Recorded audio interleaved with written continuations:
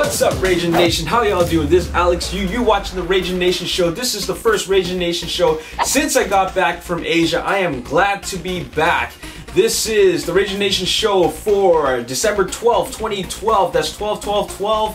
And if you're not familiar with the Raging Nation show, it's just a web series where I talk about all things matter to me in the world of movies. In this case, for this episode, let's talk about comic book movies. I got a lot of comic book movie news on my mind right now. Just got to catch up on a little bit of news.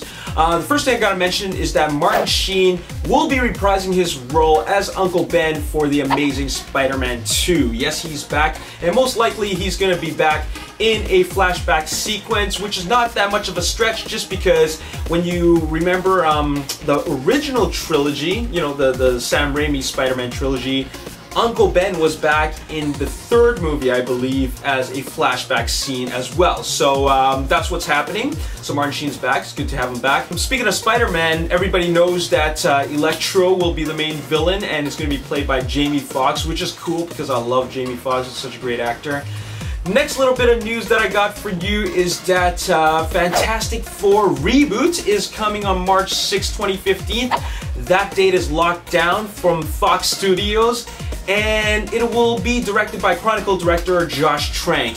And that is awesome because I love Chronicle. Chronicle is such a cool take on the superhero genre. And what they're going for is more of a gritty tone. Everything's going gritty now. That's the trending thing. So I'm looking forward to that. The first two were just mediocre at best, like average to suck. I mean, it wasn't really that great. They had potential to do something special, but they didn't, so that's too bad. What else do I got in the world of news? We got Wolverine and X-Men Days of Future Past being released in 3D.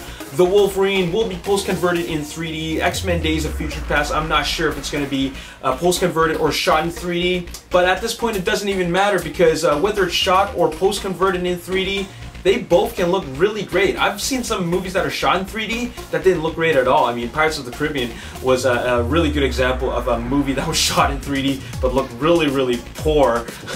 And there's some movies that have been post-converted into 3D and they just look great. So that really doesn't matter to me. In Iron Man 3 news, they added Chinese actor Wang Shu-kui from Bodyguards and Assassins, starring Donnie Yen. I'm glad that they decided to add an actor that I'm familiar with. You know, that was a great movie, so I've seen his performance. And to top things off, the reason why they do this is because, well, I'm going to talk a little bit of business now. They want to be able to sell this movie in China.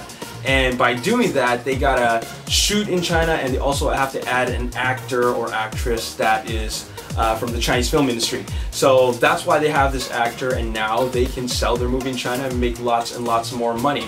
Now, the big thing I want to talk about is Justice League, which comes out in 2015. Christopher Nolan and Zack Snyder, they had something to say about it. Actually, they didn't have a whole lot of stuff to say about it, but they did have something to say, which was very minimal, and it was regarding their involvement in it. The question was, are we going to see Joseph Gordon-Levitt's Batman in Justice League? Christopher Nolan said, I can't really say anything about that. Now, does he mean that he can't say anything because he knows something that we don't know and he's going to spoil it if he mentions something? Or did he mean that he didn't want to say anything because he really, you know, can't say anything because he doesn't know anything at all?